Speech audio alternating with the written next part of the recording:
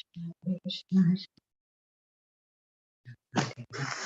Rama Rama Hare Hare.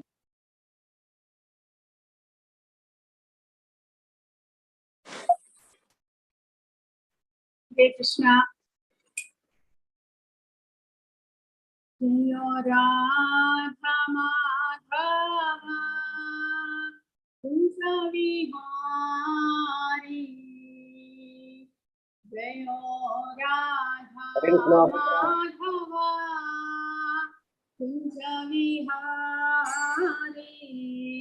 Gopi Jana Vallabha Girivaradhari. Gopi Jana Vallabha Girivaradhari.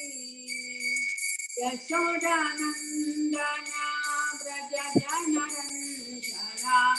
Yashodanandana Vraja Janarandana. Yamuna Tira Vanachari. Yamuna Tira Vanachari. Radha Madhava Kunja Vihari. Radha Madhava Kunja Vihari.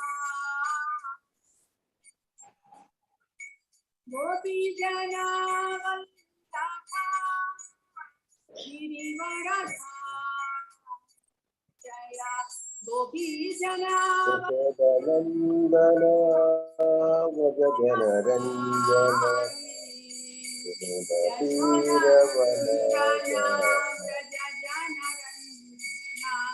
Yashodanandana Vraja Janarandana. Yamuna Tira Vanachari. Yamuna Tira Vanachari. Radha Madhava Kunja Vihari. Hare Krishna Krishna Krishna Hare Rama Rama Rama Rama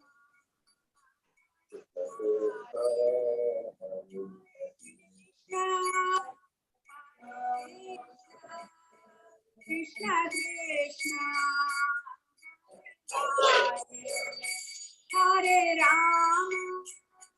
Hare Rama Rama Rama Hare Hare Krishna Hare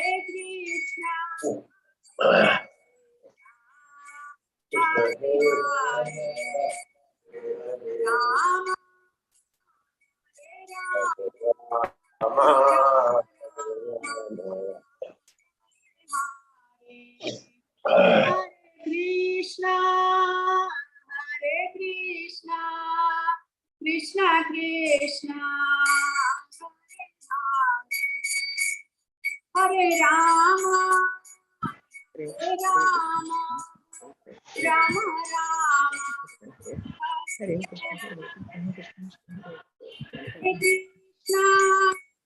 Hare Krishna Hare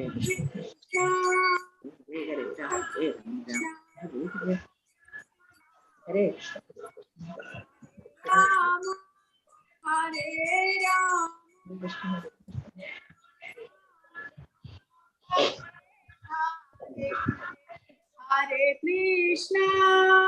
Hare Krishna Krishna Krishna Hare Hare Hare Rama Rama Rama Hare Hare Jaya Radha Shyama Sundar Radha Shyama Sundar Radhe Jaya Radhe Jaya Radhe Jaya Radhe Jaya Shri Radhe Jaya Krishna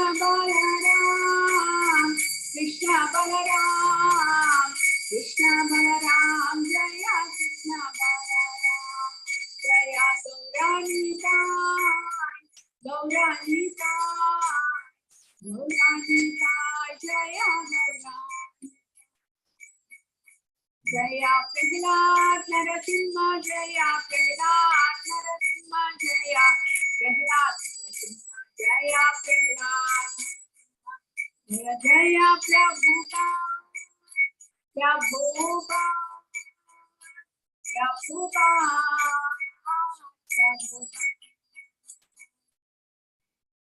जय ओम विष्णुपाद परमहंस परिव्रजकाचार्य स्तोत्र शत शिशिमान विश्वंद्रे सभ्य शरणारविंद भक्ति वेदांत स्वामी श्रील प्रभुपाद की जय।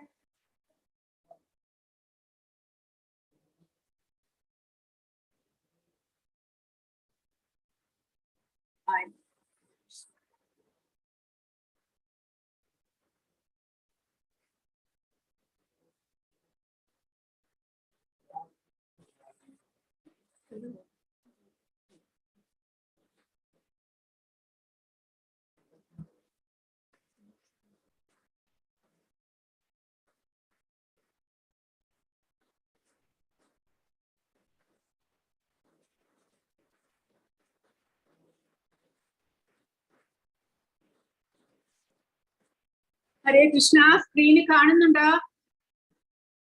കാണുന്നുണ്ട് മാതാജി. കാണുന്നുണ്ടോ? ആ ശരി. കാണുന്നുണ്ട്, പക്ഷെ വായിക്കാൻ പറ്റാത്തത്ര ചെറുതാണല്ലോ. അത് വലുതാ. കാണുന്നില്ല, വായിക്കാൻ പറ്റുന്നില്ല.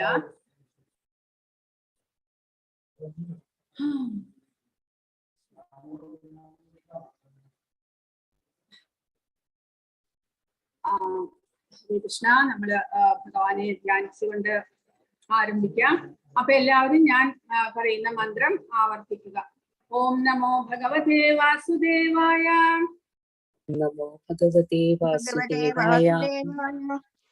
ഓം നമോ ഭഗവതേ വാസുദേവായ. ഓം നമോ ഭഗവതേ വാസുദേവായ. ഓം നമോ ഭഗവതേ വാസുദേവായ. ഓം നാരായണം നമസ്കൃത്യ നരം ചൈവ നരോത്തമം ദേവീം സരസ്വതീം വ്യാസം തോ ജയമുദീരയേത് നഷ്ടപ്രായേഷു ഭദ്രേഷു നിത്യം ഭാഗവത സേവയാ ഭഗവതി ഉത്തമ ശ്ലോകേ ഭക്തിർഭവതി നൈഷ്ഠികീ ചന്ദ്രാ ശ്രീമദ്ഭാഗവതം ജയ്.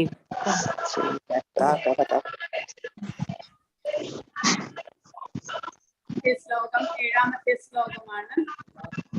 വാസുദേവേ വാസുദേവേ ഭഗവതി ഭഗവതി വാസുദേവേ ഭഗവതി വാസുദേവേ ഭഗവതി ഭക്തിയോഗഃ ഭക്തിയോഗഃ പ്രയോജിതഃ ഭക്തിയോഗഃ പ്രയോജിതഃ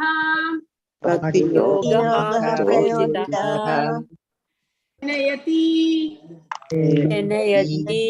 ആശു ആശു വൈരാഗ്യം ജനയത്യാശു വൈരാഗ്യം ജ്ഞാനം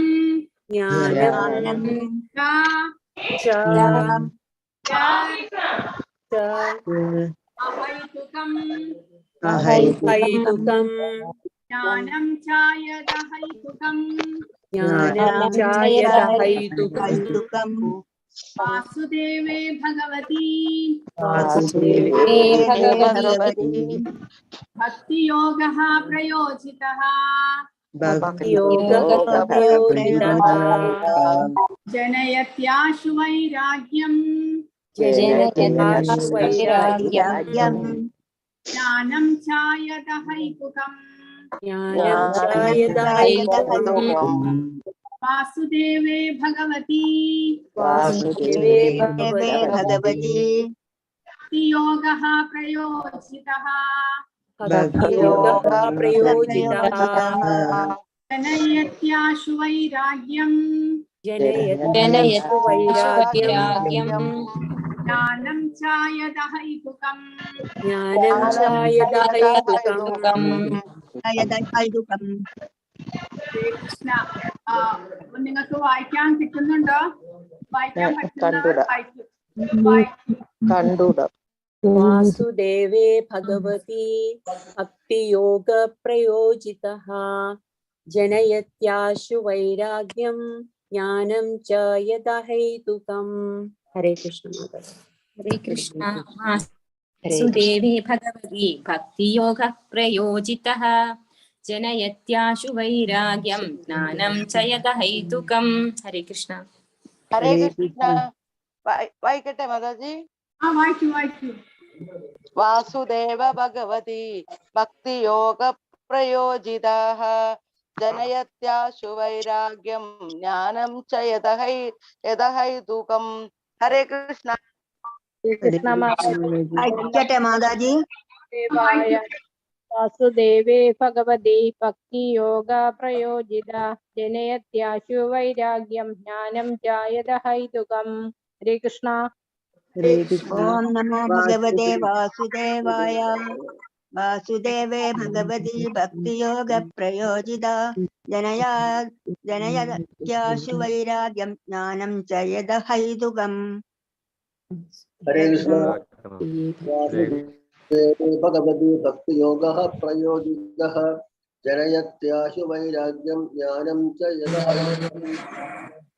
हरे कृष्ण। वासुदेवे भगवती भक्ति योगं प्रयोजित अनयत्याशु वैराग्यं ज्ञानं च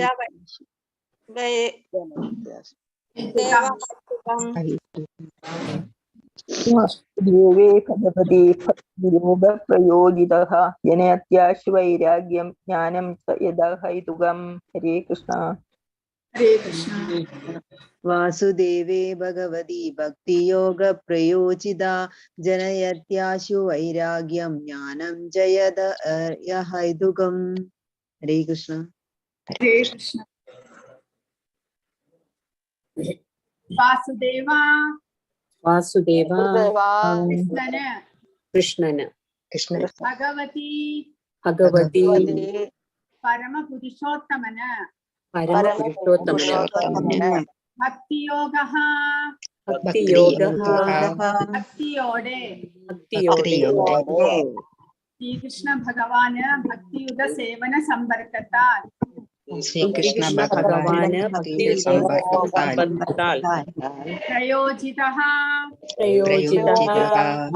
പ്രായോഗികമാക്കി തീർക്കുന്നു. ജനയതി ഉണ്ടാകുന്നു. ആശു തൽക്ഷണം വൈരാഗ്യം ജ്ഞാനം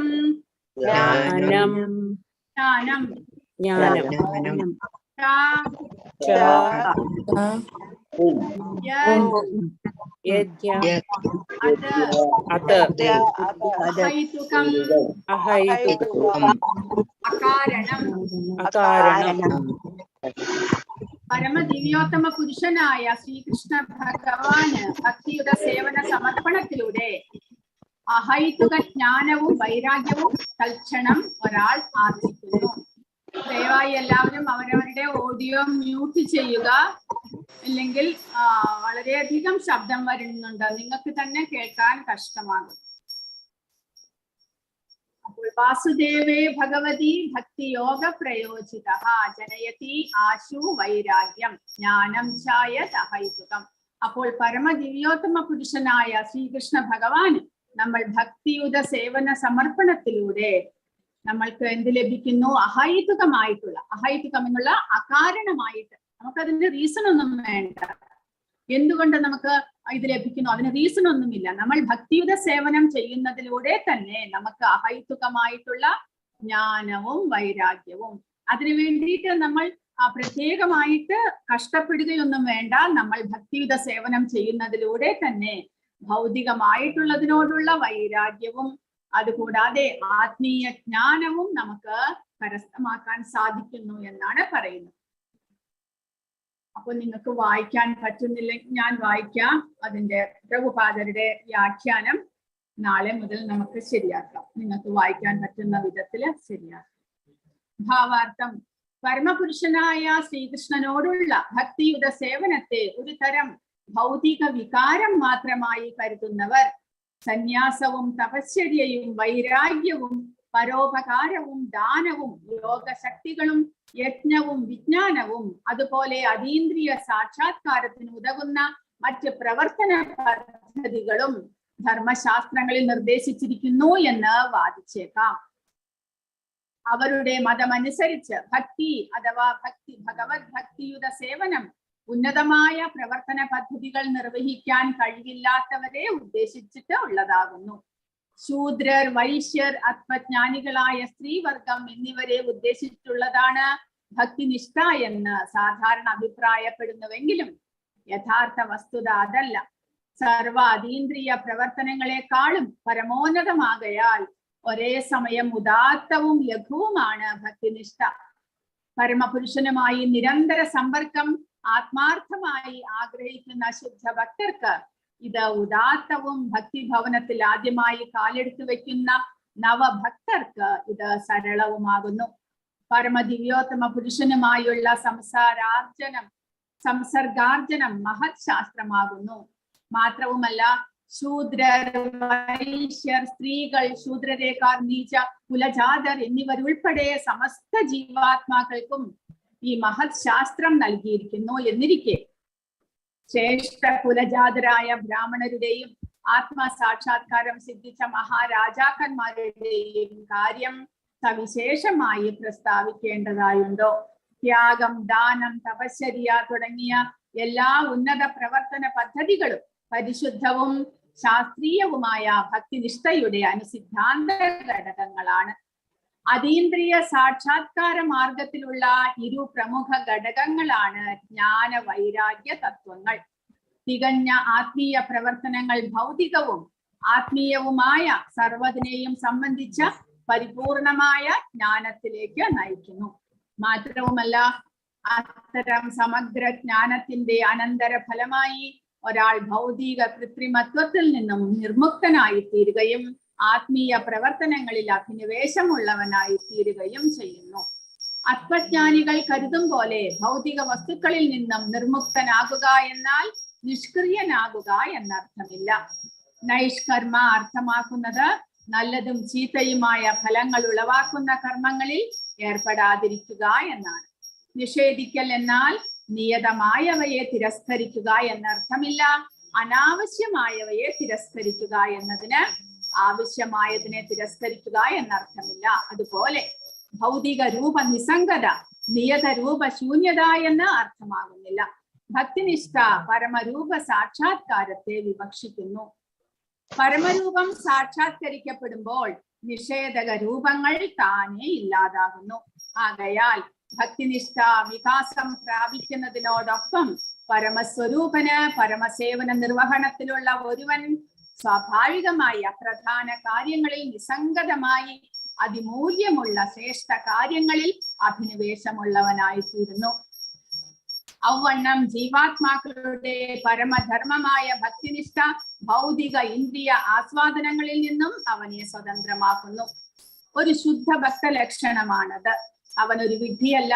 അധമ കർമ്മോദ്യോഗങ്ങളിൽ അവൻ നിരതനാവുന്നില്ല. ഭൗതിക മൂല്യങ്ങളും അവനില്ല. ശുഷ്കമായ യുക്തിവാദത്താൽ ഇത് സാധ്യമല്ല. വാസ്തവത്തിൽ സർവശക്തന്റെ കൃപയാൽ മാത്രമേ ഇത് സംഭവ്യമാകുന്നുള്ളൂ. ചുരുക്കത്തിൽ ജ്ഞാനം, നിർമുക്തത തുടങ്ങി മറ്റെല്ലാ ഗുണങ്ങളും ഒരു ശുദ്ധ ഭക്തനുണ്ടായിരിക്കും. എന്നാൽ ജ്ഞാനം അഥവാ നിസ്സംഗത മാത്രമുള്ള ഒരാൾ ഭക്തിനിഷ്ഠ തത്വങ്ങളിൽ നല്ല പരിചയമുള്ളവനാകണമെന്നില്ല. മനുഷ്യന്റെ പരമധർമ്മം ഭക്തിയാകുന്നു. അപ്പോൾ ഈ ശ്ലോകത്തിന്റെ അർത്ഥം വിവരിച്ചിട്ട് അടുത്ത ശ്ലോകത്തിലേക്ക് കടക്കാം. അപ്പോൾ ഇവിടെ പറയുന്നത് സൂത ഗോസ്വാമി പറയുന്നത് വാസുദേവേ ഭഗവതി ഭക്തിയോഗ പ്രയോജിത. ഭഗവാൻ വാസുദേവന് നമ്മൾ ഭക്തിയുത സേവനങ്ങൾ ചെയ്യുന്നത് കൊണ്ട് മാത്രം തന്നെ നമുക്ക് ഭൗതികതയോടുള്ള വൈരാഗ്യവും ആത്മീയ ജ്ഞാനവും കരസ്ഥമാക്കാൻ സാധിക്കുന്നു എന്ന്. അപ്പോൾ അത് സാധാരണ ജനങ്ങൾ വിചാരിക്കുന്നത്, അല്ലെങ്കിൽ മായാവാദികൾ, അല്ലെങ്കിൽ അവ്യക്തിഗതവാദികൾ, ഭഗവാന് രൂപമില്ല എന്നെല്ലാം വാദിക്കുന്നവർ, അവർ വളരെയധികം പ്രയാസപ്പെടുന്നു. ജ്ഞാനയോഗികളും കർമ്മയോഗികളും ജ്ഞാനം സമ്പാദിച്ച്, അതുകൂടാതെ ഭഗവാൻ ഈ ഭൗതിക പ്രപഞ്ചത്തിന്റെ ആധാരം ആരാണ് എന്നെല്ലാം അന്വേഷിച്ച് കണ്ട് അറിഞ്ഞ് മനസ്സിലാക്കുവാനായിട്ട് വളരെയധികം കഷ്ടപ്പെടുന്നവരുണ്ട്. കൂടാതെ സന്യാസം സ്വീകരിച്ച് തപശ്ചര്യ, വൈരാഗ്യം, ഇതെല്ലാം ഇന്ദ്രിയങ്ങളുടെ നിരോധനം, ഇതെല്ലാം ഇന്ദ്രിയ നിയന്ത്രണം, ഇതെല്ലാം വളരെ കഷ്ടപ്പെട്ട് ചെയ്യുന്നവരുണ്ട്. അവർ വിചാരിക്കുന്നത് ഭക്തി എന്ന് പറഞ്ഞാൽ അത് സാധാരണ കഴിവില്ലാത്ത, ബുദ്ധിശക്തിയില്ലാത്ത, അല്ലെങ്കിൽ ഈ തപശ്ചര്യകളെല്ലാം കഴിവില്ലാത്ത, ആരോഗ്യമില്ലാത്തവർക്ക് വേണ്ടിയിട്ട്, സ്ത്രീവർഗങ്ങൾക്ക്, അല്ലെങ്കിൽ അല്പജ്ഞാനികൾക്ക്, ശൂദ്രർക്ക്, വൈശ്യർക്ക്, അവർക്കൊന്നും പാണ്ഡിത്യമില്ല, അവർക്ക് ഇതേപോലെ കഷ്ടപ്പെടാനൊന്നും സാധ്യമല്ല. അനേകം ഗ്രന്ഥങ്ങൾ വായിച്ച് അല്ലെങ്കിൽ തപശ്ചര്യകൾ ചെയ്ത് അവർക്ക് ആ ഒരു ഇന്ദ്രിയ നിയന്ത്രണം ചെയ്യാൻ സാധ്യമല്ല. അങ്ങനെയുള്ളവർക്ക് വളരെ എളുപ്പത്തിൽ ചെയ്യാവുന്ന ഒന്ന് മാത്രമാണ് ഭക്തി എന്നാണ് സാധാരണ ജനങ്ങൾ വിചാരിക്കുന്നത്. പക്ഷേ ഇവിടെ പറയുന്നു അതല്ല.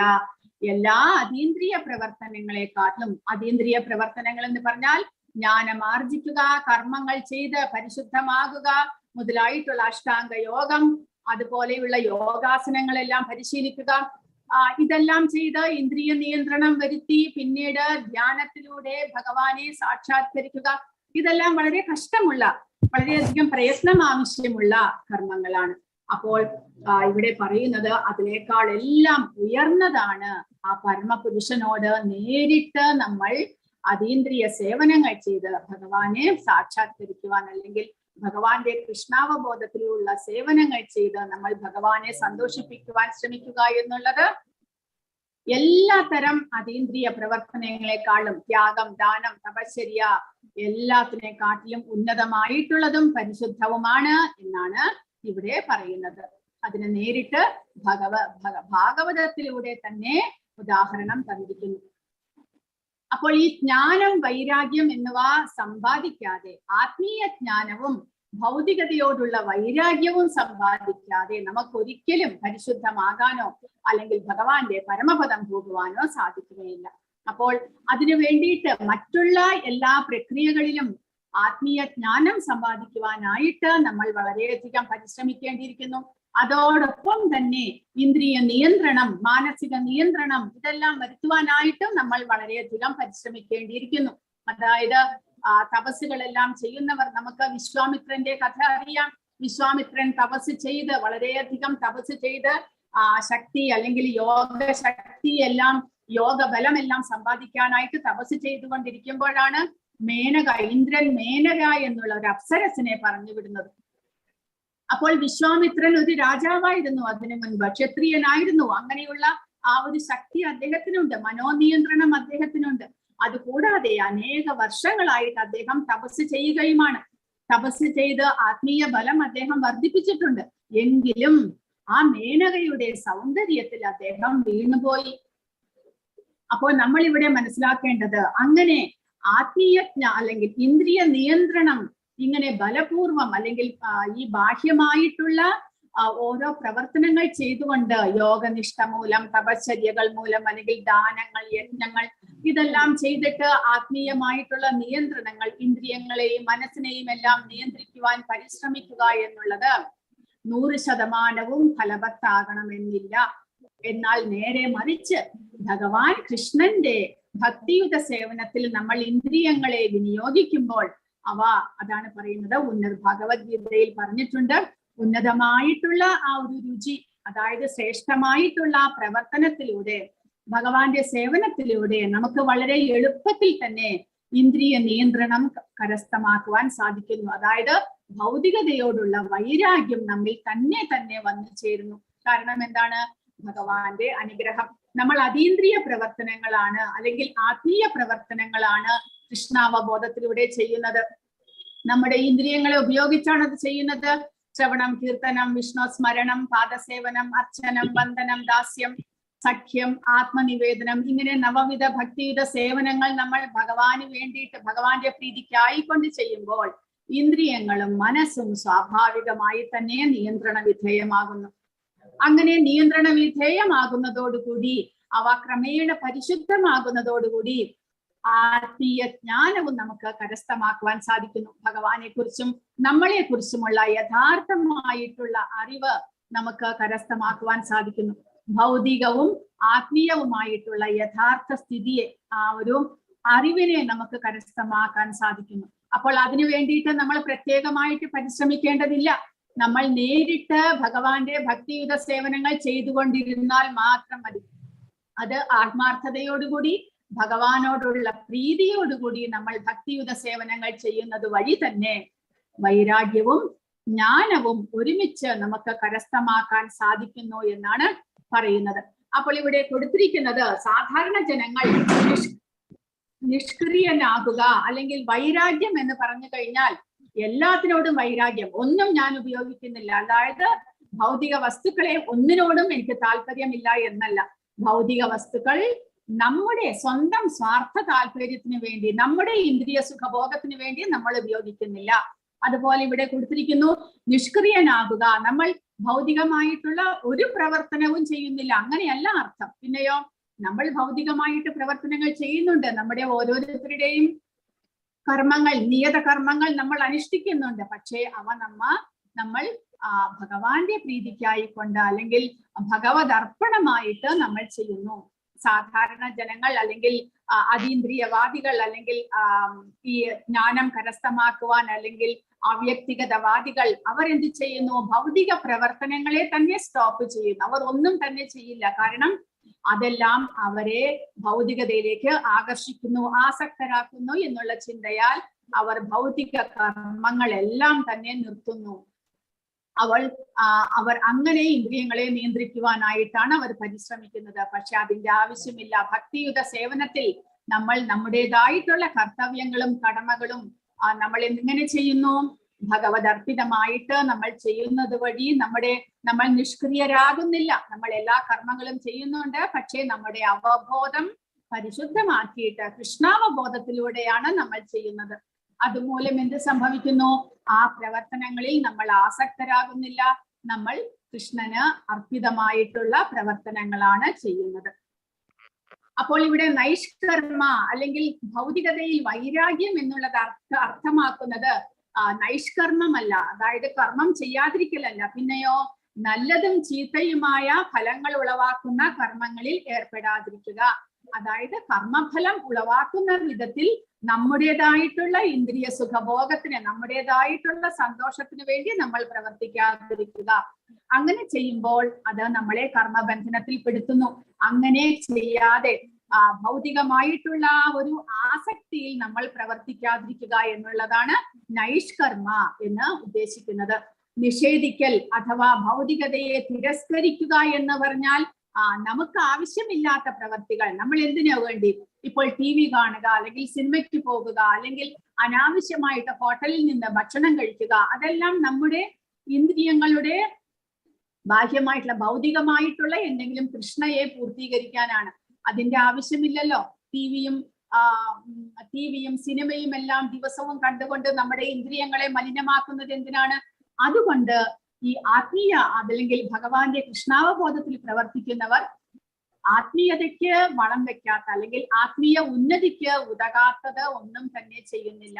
അതിനെയാണ് ആത്മീയമായിട്ടുള്ള അല്ലെങ്കിൽ ആധ്യാത്മികമായിട്ടുള്ള തലത്തിൽ നമ്മൾ നിഷേധിക്കുക അല്ലെങ്കിൽ വൈരാഗ്യം എന്ന് പറയുന്നത്. നമ്മൾ ഭൗതികമായിട്ടുള്ള നമ്മളുടെ ഭക്തിയെ തിരസ്കരിക്കുന്ന എല്ലാ കാര്യങ്ങളും നമ്മൾ ഉപേക്ഷിക്കുന്നു, ഭക്തന്മാർ ഉപേക്ഷിക്കുന്നു. പിന്നെയോ ഭക്തിയെ വർദ്ധിപ്പിക്കുന്ന വസ്തുക്കൾ, കാര്യങ്ങൾ മാത്രം നമ്മൾ ചെയ്യുന്നു. ആനുകൂല്യസ്യ സങ്കല്പഃ പ്രാതികൂല്യസ്യ വർജനം രക്ഷിഷ്യതി വിശ്വാസോ ഭോക്തൃത്വേ വദനം തരാം. അതാണ് അങ്ങനെയാണ്. ആനുകൂല്യസ്യ സങ്കല്പഃ, ഭഗവാന്റെ ഭക്തിയെ വർദ്ധിപ്പിക്കുന്ന കാര്യങ്ങൾ മാത്രം ചെയ്യുക.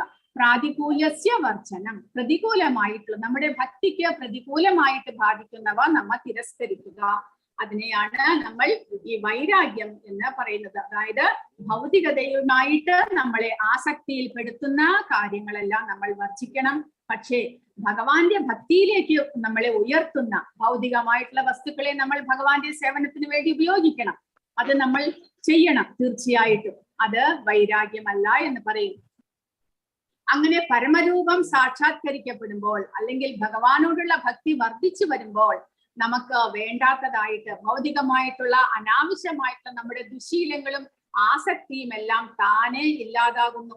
അങ്ങനെ ഈ പരമസേവന നിർവഹണത്തിലൂടെ ഒരുവൻ സ്വാഭാവികമായി അപ്രധാന കാര്യങ്ങളിൽ നിസ്സംഗതമാകുന്നു, അല്ലെങ്കിൽ വൈരാഗ്യം താനെ വളർന്നു വരുന്നു.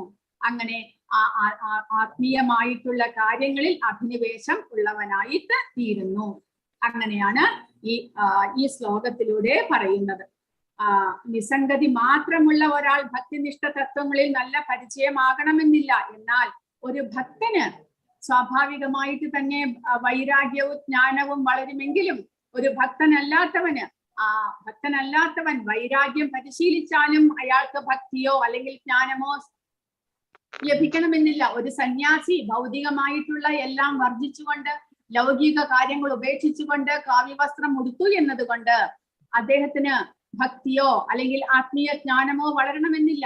എന്നാൽ ഒരു ഭക്തൻ ഈ ലൗകിക കാര്യങ്ങളിൽ അല്ലെങ്കിൽ ഒരു ഗൃഹസ്ഥനായിരുന്നാലും തന്റെ ഫാമിലിയുടെ കാര്യങ്ങൾ ലൗകിക പ്രവർത്തനങ്ങളെല്ലാം ചെയ്തുകൊണ്ടിരുന്നാലും ഭഗവാന്റെ സേവനങ്ങൾ ചെയ്തുകൊണ്ടിരിക്കുന്നത് കൊണ്ട് അദ്ദേഹത്തിന് സ്വാഭാവികമായിട്ട് തന്നെ ജ്ഞാനവും വൈരാഗ്യവും സിദ്ധിക്കുന്നു എന്നാണ് ഈ ശ്ലോകത്തിന്റെ അർത്ഥം.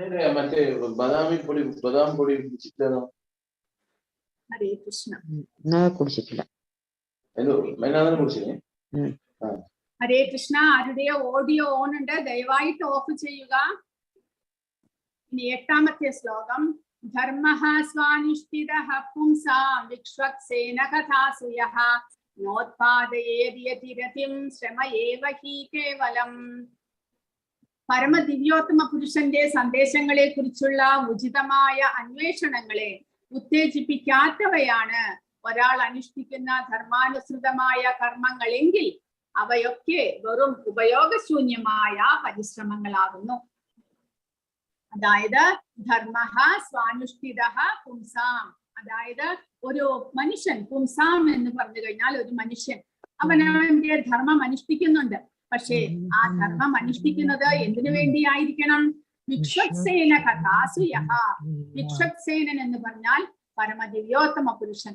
അദ്ദേഹത്തിന്റെ സന്ദേശങ്ങളെ നമ്മിൽ എത്തിക്കുന്ന വിധത്തിൽ അദ്ദേഹത്തിന്റെ സന്ദേശങ്ങളിൽ ആകൃഷ്ടരാകുവാൻ നമ്മൾ ധാർമ്മികമായിട്ടുള്ള കർമ്മങ്ങൾ അനുഷ്ഠിച്ചിട്ടും സാധ്യമായില്ല എന്നുണ്ടെങ്കിൽ ന ഉത്പാദയേത് യതിരതിം, ഭഗവാന്റെ കഥകളിൽ ഭഗവാനെ കുറിച്ച് കേൾക്കുന്നതിൽ നമുക്ക് ആസക്തി വരുന്നില്ല എന്നുണ്ടെങ്കിൽ ശ്രമയേവ ഹി കേവലം, നമ്മൾ ആ കർമ്മങ്ങളെല്ലാം ധാർമ്മിക കർമ്മങ്ങളാണെങ്കിൽ കൂടെ അവ അനുഷ്ഠിക്കുന്നത് വെറും പ്രയത്നം മാത്രമാണ്. അത് നമ്മളെ ആധ്യാത്മികതയിലേക്ക്, ഭഗവാന്റെ ഭക്തിയിലേക്ക് വളർത്തുന്നില്ലെങ്കിൽ അത് ഉപയോഗശൂന്യമാണ് എന്ന് പറയുന്നു. മനുഷ്യന്റെ വ്യത്യസ്ത ജീവിത സമ്പ്രത്യയങ്ങൾക്കനുസരിച്ച് വ്യത്യസ്തങ്ങളായ ധർമ്മകർമ്മങ്ങളാണ് ഉള്ളത്. സ്ഥൂല ഭൗതിക ശരീരത്തിനും മേലായി യാതൊന്നും തന്നെ ദർശിക്കാത്ത മൂഢ ഭൗതികവാദിക്ക് ഇന്ദ്രിയങ്ങൾക്ക് അതീതമായി യാതൊന്നും തന്നെയില്ല. അവന്റെ ധർമാനുസൃത കർമ്മങ്ങൾ വിസ്തൃതമായ സ്വാർത്ഥ താല്പര്യങ്ങളാൽ പരിമിതമാണ്. സ്വശരീരത്തിനെ ചുറ്റിപ്പറ്റിയുള്ള സ്വാർത്ഥത സാധാരണ നിന്ദ്യ മൃഗങ്ങളിലാണ് ദൃശ്യമാകുന്നത്.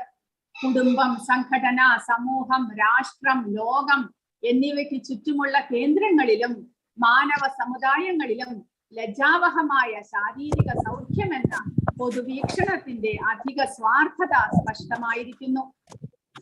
മൂഢ ഭൗതികവാദികൾക്ക് മേലെയാണ് മാനസിക വിവക്ഷകന്മാർ. അവരുടെ ധർമാനുസൃത കർമ്മങ്ങളിൽ കവിത രചന, തത്വശാസ്ത്രം അഥവാ ശാരീരിക മാനസിക പരിധിക്കുള്ളിലുള്ള അതേ സ്വാർത്ഥത മാത്രം ലക്ഷ്യമാക്കിയുള്ള ചില ഇസങ്ങൾ പ്രചരിപ്പിക്കുക എന്നിവ ഉൾപ്പെടുന്നു. എന്നാൽ ശരീരത്തിനും മനസ്സിനും ഉപരിയായി സുപ്തമായ ചേതന ആത്മാവുണ്ട്.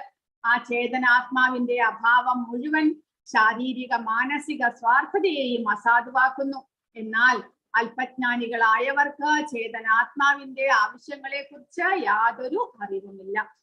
അല്പജ്ഞാനികൾക്ക് ആത്മാവിനെ കുറിച്ച് യാതൊരു അറിവുമില്ലായകയാലും ശരീരത്തിന്റെയും മനസ്സിന്റെയും അധികാര അതിർത്തിക്കുപരിയായി ആത്മാവ് എപ്രകാരമാണെന്നും അറിയായികയാൽ അവരുടെ ധർമാനുസൃത നിർവഹണ കർമ്മങ്ങളിൽ അവർ സംതൃപ്തരാകുന്നില്ല. ആത്മസംതൃപ്തിയെ സംബന്ധിച്ച പ്രശ്നമാണ് ഇവിടെ ഉന്നയിച്ചിരിക്കുന്നത്. ആത്മാവ് സ്ഥൂല ശരീരത്തിന്റെയും സൂക്ഷ്മ മനസ്സിന്റെയും ഊറ്റമായ പ്രധാന ഘടകമാണ്. നിലീനമായ ആത്മാവിന്റെ ആവശ്യകതകളെ പറ്റി മനസ്സിലാക്കാതെ ശരീരത്തിന്റെയും മനസ്സിന്റെയും നേട്ടങ്ങളിൽ മാത്രം ഒരാൾക്ക് സന്തോഷവാനാകാൻ സാധ്യമല്ല. ചേതന ആത്മാവിന്റെ വ്യർത്ഥമായ ബാഹ്യാവരണം മാത്രമാണ് ശരീരവും മനസ്സും. ചേതന ആത്മാവിന്റെ ആവശ്യങ്ങളെ നാം നിശ്ചയമായും പൂർത്തീകരിക്കണം. പക്ഷിക്കൂട് വൃത്തിയാക്കുക മുഖേന മാത്രം പക്ഷിയെ തൃപ്തിപ്പെടുത്താൻ സാധ്യമല്ല. നിശ്ചയമായും പക്ഷിയുടെ ആവശ്യത്തെക്കുറിച്ചും അറിഞ്ഞിരിക്കണം. ചേതന ആത്മാവിന്റെ ആവശ്യം എന്തെന്നാൽ ഭൗതിക ബന്ധനത്തിന്റെ നിയന്ത്രിത ജീവിത രംഗങ്ങളിൽ നിന്നുള്ള സ്വാതന്ത്ര്യവും അനന്തരം പരിപൂർണ ആഗ്രഹ സഫലീകരണവുമാകുന്നു. മഹാപ്രപഞ്ചത്തിന്റെ ബന്ധന മതിലുകളെ അധികരിക്കാൻ അവൻ ഇച്ഛിക്കുന്നു. സ്വച്ഛ പ്രകാശത്തെയും ആത്മാവിനെയും ദർശിക്കുവാൻ അവൻ കാക്ഷിക്കുന്നു. എപ്പോൾ പരിപൂർണ ആത്മാവായ പരമദിവ്യോത്തമ പുരുഷനുമായി അവൻ സന്ധിക്കുന്നുവോ അപ്പോൾ ആ പരിപൂർണ സ്വാതന്ത്ര്യം പ്രാപ്തമാകുന്നു. ഏവരിലും നിലീനമായ ഒരു അഭിനിവേശം ഭഗവാനോടുണ്ട്. സൂക്ഷ്മവും സ്ഥൂലവുമായ പദാർത്ഥങ്ങളോടുള്ള അഭിനിവേശ രൂപേണ സ്ഥൂല ശരീരത്തിലും ആ മനസ്സിലും ആത്മീയ അസ്തിത്വം സ്പഷ്ടമാകുന്നു. ആകയാൽ നാം ഏവരും താന്താങ്ങളുടേതായ ധർമാനുസൃത കർമ്മ നിർവഹണത്തിൽ വ്യാപൃതരായാൽ അത് നമ്മുടെ ദിവ്യാവബോധത്തെ സ്മൃതിപഥത്തിലെത്തിക്കും. പരമപുരുഷന്റെ ദിവ്യ കർമ്മ ശ്രവണ കീർത്തനങ്ങളിലൂടെ മാത്രമാണ് അത് സാധിക്കുന്നത്. മാത്രവുമല്ല, ഭഗവത് അതീന്ദ്രിയ സന്ദേശ ശ്രവണ കീർത്തനങ്ങളിൽ അഭിനിവേശം ഏർപ്പെടുത്താത്ത എല്ലാ ധർമാനുസൃത കർമ്മങ്ങളും വെറും സമയം പാഴാക്കലാണ് എന്നിവിടെ ഉദ്ബോധിപ്പിക്കുന്നു. അതെന്തുകൊണ്ടെന്നാൽ മറ്റെല്ലാ ധർമാനുസൃത കർമ്മങ്ങളും ആത്മാവിന് മോക്ഷം പ്രദാനം ചെയ്യുന്നില്ല. സർവ സ്വാതന്ത്ര്യത്തിന്റെ ഉത്ഭവസ്ഥാനത്തെ കണ്ടെത്തുന്നതിൽ പരാജയപ്പെട്ടതിനാൽ രക്ഷാസൈനികരുടെ പ്രവർത്തനങ്ങളും ഉപയോഗശൂന്യമായി തീരുന്നു. ഈ ലോകത്തിലായാലും പരലോകത്തിലായാലും ഭൗതിക ലാഭം സ്ഥലകാല പരിധിക്കുള്ളിലാണ് എന്ന് മൂഢ ഭൗതികവാദിക്ക് പ്രായോഗികമായി ദർശിക്കുവാൻ കഴിയുന്നു. സ്വർഗലോകം പ്രാപ്തമായാലും തന്റെ അത്യാഗ്രഹിയായ ആത്മാവിന് ശാശ്വതമായ ഒരു വാസസ്ഥലം ഇല്ല എന്ന് അവൻ മനസ്സിലാക്കുന്നു. ശുദ്ധ ഭക്തിയുടെ സേവനം എന്ന പരിപൂർണ ശാസ്ത്രീയ പ്രക്രിയയാൽ ആത്മാവിനെ സംതൃപ്തനാക്കണം. അപ്പോൾ അവനവന്റെ ധർമ്മം അനുഷ്ഠിക്കുകയാണെങ്കിൽ കൂടെ, അവനവന്റെ ധർമ്മം എന്ന് പറയുമ്പോൾ മനുഷ്യന് ധാർമ്മികമായിട്ട് നമ്മൾ മതപരമായിട്ട് ഒരുപാട് കാര്യങ്ങൾ നമ്മൾ ചെയ്യുന്നുണ്ട്. പക്ഷേ അതെല്ലാം ചെയ്താലും നമുക്ക് വിശ്വസേന കഥാസു യഹ ന ഉത്പാദയേ യതിരതിം, ഭഗവാന്റെ പ്രവർത്തനങ്ങളെ, ഭഗവാന്റെ ലീലകളെ കുറിച്ച്, ഭഗവാന്റെ കഥകളെ കുറിച്ച് നമ്മൾക്ക് ഭക്തി വർദ്ധിച്ചില്ല എന്നുണ്ടെങ്കിൽ, അല്ലെങ്കിൽ ആകർഷണം ഉണ്ടായില്ല എങ്കിൽ അങ്ങനെയുള്ള ധാർമ്മിക പ്രവർത്തനങ്ങളും വെറും സമയം പാഴാക്കലാണ് എന്നിവിടെ പറയും. അപ്പോൾ ധാർമ്മികമായിട്ടുള്ള നമ്മുടെ പ്രവർത്തനങ്ങൾ അല്ലെങ്കിൽ കർമ്മങ്ങളെല്ലാം നമ്മളെ ഭക്തിയിലേക്ക് നയിച്ചില്ല എന്നുണ്ടെങ്കിൽ അതെല്ലാം വെറും സമയം പാഴാക്കലാണ്. അപ്പോൾ ധാർമ്മിക കർമ്മങ്ങൾ എന്ന് പറയുമ്പോൾ മനുഷ്യനായിക്കൊണ്ട് എന്തെല്ലാം ധാർമ്മിക കർമ്മങ്ങൾ ചെയ്യുന്നുണ്ട്. നമ്മൾ നമ്മുടെ കർത്തവ്യങ്ങൾ അനുഷ്ഠിക്കുന്നുണ്ട്. അതുകൂടാതെ നമ്മൾ യജ്ഞങ്ങൾ, പൂജകൾ, ദാനങ്ങൾ ഇതെല്ലാം നമ്മൾ ചെയ്യുന്നുണ്ട്.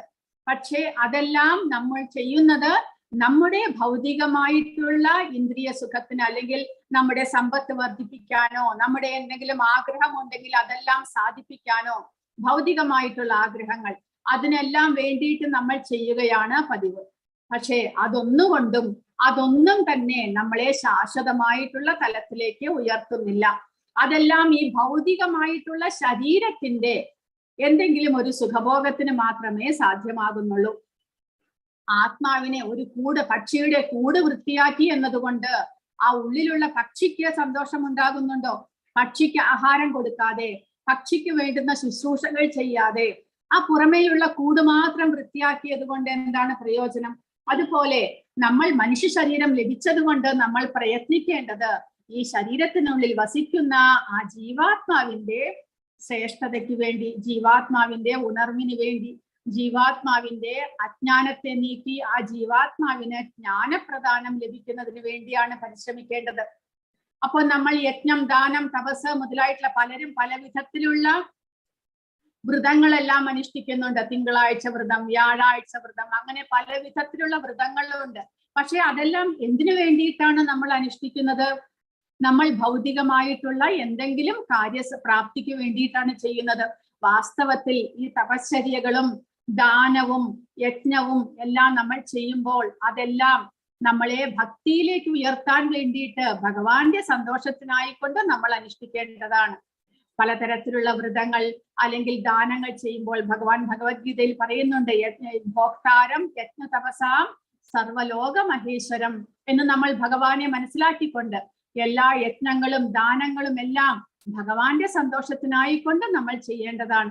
അങ്ങനെ വരുമ്പോൾ മാത്രമേ ജീവാത്മാവിന് ആ പരിശുദ്ധമാകുവാനായിട്ടുള്ള അവസരം ലഭിക്കുന്നുള്ളൂ.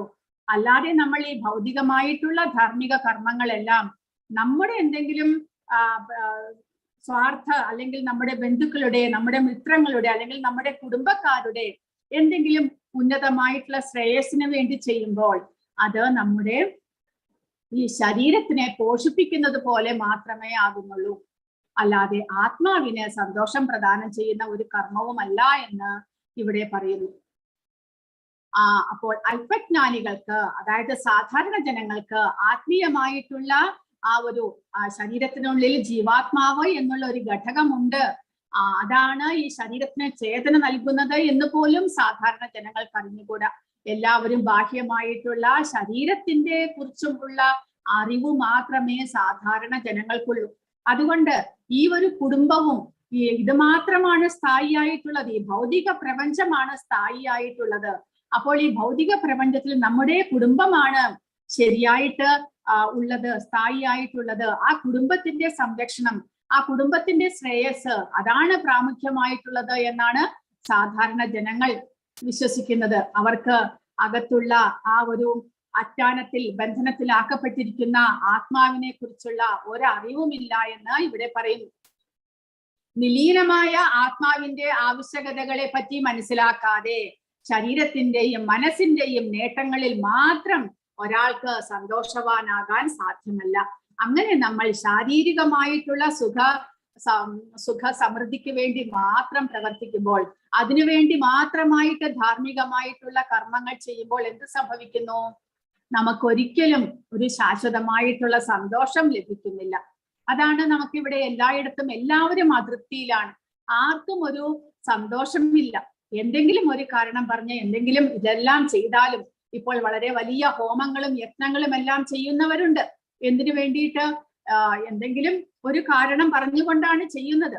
പക്ഷെ അതുമൂലം അവർക്ക് എന്തെങ്കിലും മാനസിക സന്തോഷം ലഭിക്കുന്നുണ്ടോ? അത് കഴിഞ്ഞാൽ ആ യജ്ഞങ്ങളും ഹോമങ്ങളും ചെയ്തു കഴിഞ്ഞാൽ അവർക്ക് എന്തെങ്കിലും വ്യത്യാസം വരുന്നുണ്ടോ?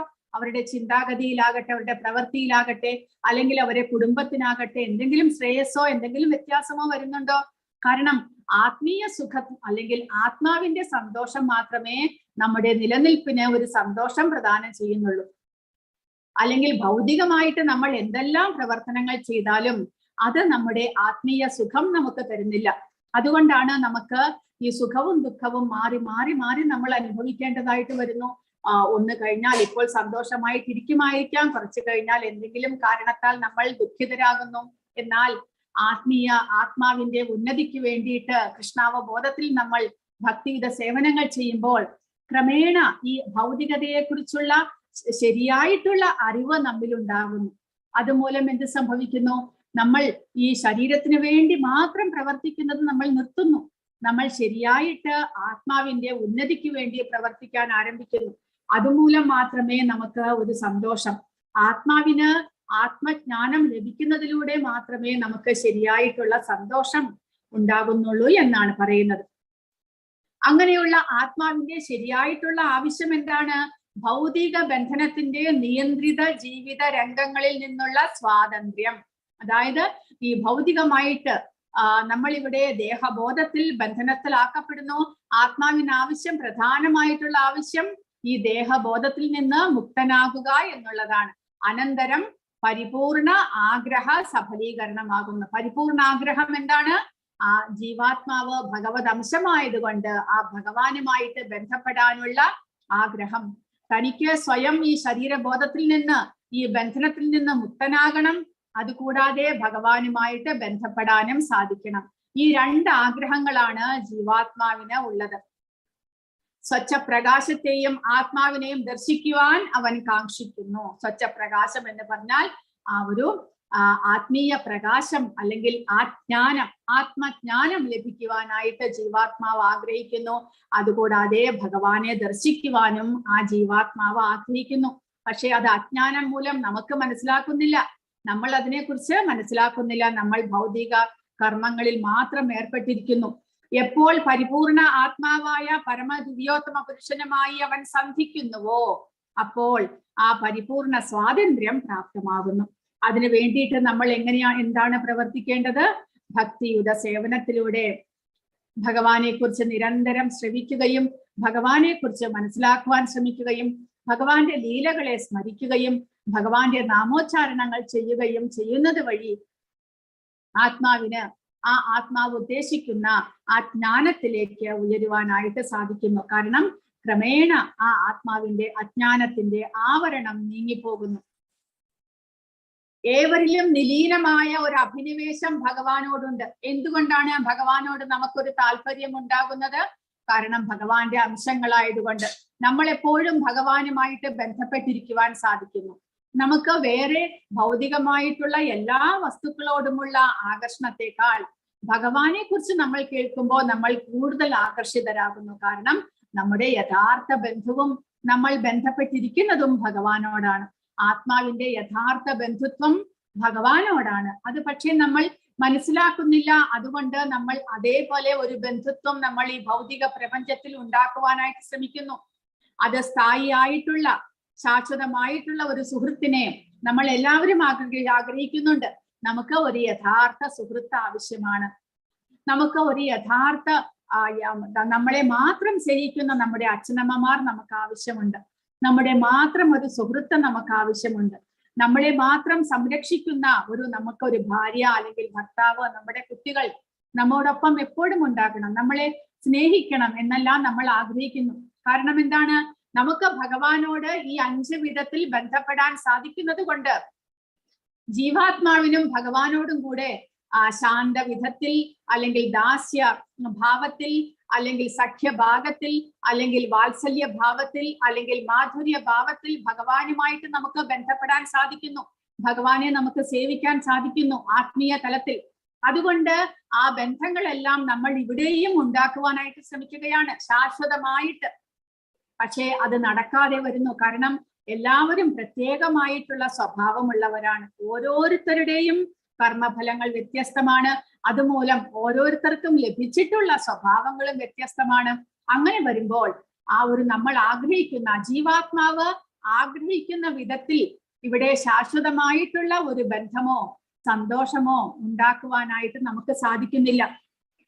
അതുകൊണ്ടാണ് ഭഗവാനെ കുറിച്ച് നമ്മൾ കേൾക്കുന്ന വഴിക്ക് തന്നെ ഭഗവാനോട് ആകർഷണം ഉണ്ടാകുകയും ആ ഭഗവാനെ സേവിക്കാൻ നമ്മൾ ആഗ്രഹിക്കുകയും ചെയ്യുന്നത്. കാരണം ജീവാത്മാവിന്റെ ശാശ്വതമായിട്ടുള്ള ബന്ധു ഭഗവാൻ മാത്രമാണ്. ഏവരിലും നിലീനമായ ഒരു അഭിനിവേശം ഭഗവാനോടുണ്ട്. സൂക്ഷ്മവും സ്ഥൂലവുമായ പദാർത്ഥങ്ങളോടുള്ള അഭിനിവേശ രൂപേണ സ്ഥൂല ശരീരത്തിലും മനസ്സിലും ആത്മീയ അസ്തിത്വം സ്പഷ്ടമാകുന്നു. അതാണ് നമ്മൾ ഈ ഭൗതിക പ്രപഞ്ചത്തിൽ മറ്റുള്ളവയോട് സ്ഥൂല ശരീരങ്ങളോട് നമുക്ക് ബന്ധം സ്ഥാപിക്കുന്നത്. എന്താണ് അതിന്റെ അർത്ഥം? ഭഗവാനോട് നമുക്കുള്ള ബന്ധം നമ്മൾ ഈ ഭൗതിക തലത്തിൽ ദേഹബോധത്തിൽ ഇവിടെയും സൃഷ്ടിക്കുവാൻ നോക്കുകയാണ്. പക്ഷെ അത് ശരിയാവണ്ണം വർക്കാവുന്നില്ല. ഒന്നും സ്ഥായിയായിട്ട് നിലനിൽക്കുന്നില്ല. എല്ലാം എന്താകുന്നു? ശാശ്വതമല്ലാത്തത് കൊണ്ട് എല്ലാം വളരെ പെട്ടെന്ന് തന്നെ ഇല്ലാതാകുന്നു. ആകയാൽ നാം ഏവരും താന്താങ്ങളുടേതായ ധർമാനുസൃത കർമ്മ നിർവഹണത്തിൽ വ്യാപൃതരായാൽ അത് നമ്മുടെ ദിവ്യ അവബോധത്തെ സ്മൃതി പദത്തിൽ എത്തിക്കും. അവനവന്റെ ധർമാനുസൃത കർമ്മം. അപ്പോൾ ഒരു മനുഷ്യനായി ജനിച്ചു കഴിഞ്ഞാൽ നമ്മുടെ ധർമ്മം എന്താണ്? സവൈ പുംസാം പരോധർമ്മോ യഥോ ഭക്തിരധോക്ഷജേ. അധോക്ഷജനിൽ ഭഗവാനിൽ ഭക്തിയുത സേവനങ്ങൾ ചെയ്യുക, അതാണ് ഒരു മനുഷ്യന്റെ യഥാർത്ഥമായിട്ടുള്ള ധർമ്മം. ആ ധർമ്മം അനുഷ്ഠിക്കുന്നത് വഴി നമ്മുടെ ദിവ്യ അവബോധം നമുക്ക് ദിവ്യമാക്കുവാനായിട്ട് സാധിക്കുന്നു. പരമപുരുഷന്റെ ദിവ്യ കർമ്മ ശ്രവണ കീർത്തനങ്ങളിലൂടെ മാത്രമാണ് അത് സാധിക്കുന്നത്.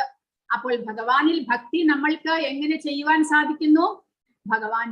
ഭഗവാനെ കുറിച്ച് കേൾക്കുക, ശ്രവണ കീർത്തനാദികളിലൂടെ, സ്മരണത്തിലൂടെ നമുക്ക് ഭഗവാനെ കുറിച്ച് മനസ്സിലാക്കുവാനും അങ്ങനെ നമ്മുടെ അവബോധം പരിശുദ്ധമാക്കുവാനും സാധിക്കുന്നു. ഭഗവത് അതീന്ദ്രിയ സന്ദേശ ശ്രവണ കീർത്തനങ്ങളിൽ അഭിനിവേശം ഏർപ്പെടുത്താത്ത എല്ലാ ധർമാനുസൃത കർമ്മങ്ങളും വെറും സമയം പാഴാക്കലാണ്. അതാണ് ഈ ശ്ലോകത്തിന്റെ അർത്ഥം.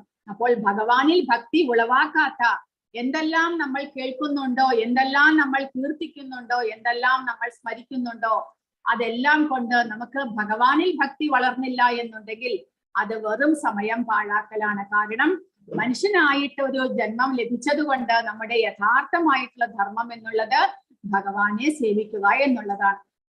സവൈ പുംസാം പരോധർമ്മോ യഥോ ഭക്തിരധോക്ഷജേ അഹൈതുകി. അഹൈതുകമായിട്ടുള്ള ഭക്തി, ഒരു കാരണവുമില്ലാതെ നമ്മൾ ഭഗവാനിൽ ഭക്തിയുടെ സേവനങ്ങൾ ചെയ്യണം. അപ്രതിഹത, അതുകൂടാതെ തടസ്സമില്ലാതെ നിരന്തരം ഭഗവാന്റെ സേവകൾ ചെയ്യണം. അങ്ങനെ ചെയ്യുന്നത് കൊണ്ട് യയാത്മാ സംപ്രസീദതി, ഏതൊരു ആത്മാവിനാണോ സന്തോഷം അല്ലെങ്കിൽ ആത്മാവിന് ആ ആത്മജ്ഞാനത്തിലേക്ക് ഉയർത്തുന്ന വിധത്തിൽ നമ്മൾ ഭഗവാന്റെ സേവനങ്ങൾ തടസ്സമില്ലാതെ, കാരണമില്ലാതെ, ഒരു കാരണവും വേണ്ട, ഭഗവാന്റെ സേവകൾ ചെയ്യാനായിട്ട് എന്തെങ്കിലും റീസൺ ഒന്നും വേണ്ട. അതായത് കാരണത്തോടുകൂടി നമ്മുടെ എന്തെങ്കിലും ആഗ്രഹ പൂർത്തീകരണത്തിന്, ഭൗതികമായിട്ടുള്ള എന്തെങ്കിലും ആഗ്രഹ പൂർത്തീകരണത്തിനായിക്കൊണ്ടല്ല, പിന്നെയോ ഭഗവാന്റെ സേവകൾ ചെയ്യുന്നത് എന്റെ ധർമ്മമാണ്, എന്റെ കടമയാണ്, എന്റെ കർത്തവ്യമാണ് ഭഗവാനെ പ്രീതിപ്പെടുത്തുക എന്നുള്ള ആ ഒരേ ഒരു ആത്മീയമായിട്ടുള്ള ചിന്തയോടുകൂടി നമ്മൾ തടസ്സമില്ലാതെ ഭഗവാന്റെ സേവകൾ ചെയ്യുകയാണെങ്കിൽ അത് ആത്മാവിന് സന്തോഷം കൊടുക്കുന്നതായിരിക്കും എന്ന്. മറ്റെല്ലാ ധർമാനുസൃത കർമ്മങ്ങളും ആത്മാവിന് മോക്ഷം പ്രദാനം ചെയ്യുന്നില്ല. അതുകൊണ്ടാണ് അതെല്ലാം വെറും സമയം പാഴാക്കലാണ് എന്ന് പറയുന്നത്. സർവ സ്വാതന്ത്ര്യത്തിന്റെ ഉത്ഭവസ്ഥാനത്തെ കണ്ടെത്തുന്നതിൽ പരാജയപ്പെട്ടതിനാൽ രക്ഷാസൈനികരുടെ പ്രവർത്തനങ്ങളും ഉപയോഗശൂന്യമായി തീരുന്നു. കാരണം ഈ ലോകത്തിലായാലും പരലോകത്തിലായും ഭൗതിക ലാഭം സ്ഥലകാല പരിധിക്കുള്ളിലാണ്. ഈ ഭൗതിക പ്രപഞ്ചത്തിലെ എല്ലാ ഗ്രഹങ്ങളിലും നമ്മൾ എന്തെല്ലാം പ്രവൃത്തികൾ ചെയ്താലും അതിനെല്ലാത്തിനും ഒരു നിശ്ചിത സമയപരിധിയുണ്ട്, ഒരു കാലപരിധിയുണ്ട്. അത് കഴിഞ്ഞാൽ നമ്മൾ ചെയ്ത ധർമ്മത്തിന്റെ അല്ലെങ്കിൽ എല്ലാ കർമ്മത്തിന്റെയും ഫലം ഇല്ലാതാകുന്നു. വീണ്ടും നമുക്ക് പുനർജന്മം ലഭിക്കുന്നു.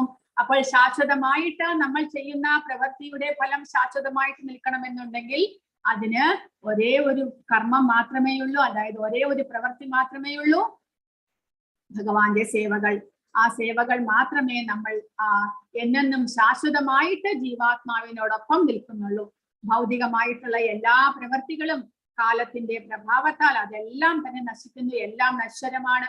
നമ്മൾ എന്തെല്ലാം ഇവിടെ ചെയ്തു കൂട്ടിയാലും, എന്തെല്ലാം സമ്പാദിച്ചാലും, എന്തെല്ലാം എന്റേതാണ് എന്ന് പറഞ്ഞ് ചേർത്ത് വെച്ചാലും അതെല്ലാം ഇല്ലാതാകുന്നു. നമുക്കൊരിക്കലും അടുത്ത ജന്മത്തിലേക്ക് അതൊന്നും കൊണ്ടുപോകാൻ സാധ്യമല്ല. പിന്നെയോ ഭഗവത് സേവനം, അത് മാത്രമേ നമ്മുടെ ജീവാത്മാവിനോടൊപ്പം അടുത്ത ജന്മത്തിലേക്ക് പോകുന്നുള്ളൂ.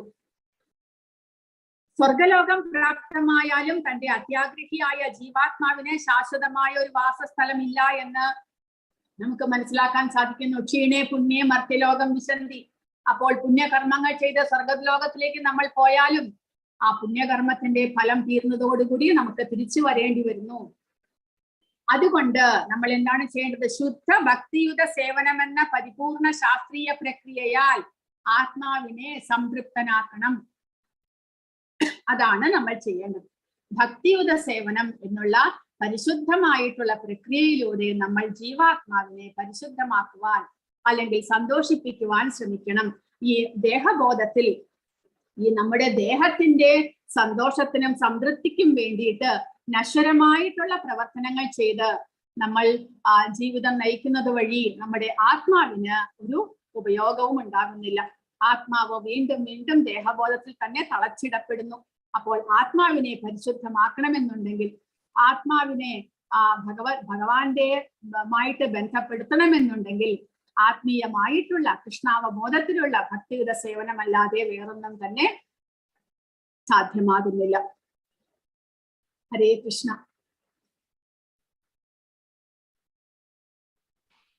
ഹരേ ഹരേ കൃഷ്ണ. ഹരേ കൃഷ്ണ. അപ്പോൾ ആർക്കെങ്കിലും എന്തെങ്കിലും ചോദ്യങ്ങളോ സംശയങ്ങളോ ഉണ്ടെങ്കിൽ ചോദിക്കുക. നാളെ എല്ലാവർക്കും വായിക്കാൻ വിധത്തിലുള്ള സ്ക്രീൻ ഞാൻ ഉണ്ടാക്കുന്നതാണ്. ഇന്ന് ഞാൻ ധൃതി പിടിച്ച് ചെയ്തത് കൊണ്ട് ഇങ്ങനെ ആയിപ്പോയി. ഹരേ കൃഷ്ണ. എന്തെങ്കിലും ചോദ്യങ്ങളോ സംശയങ്ങളോ ഉണ്ടോ? അപ്പോ 2-3 ദിവസം ഞാൻ തന്നെയായിരിക്കും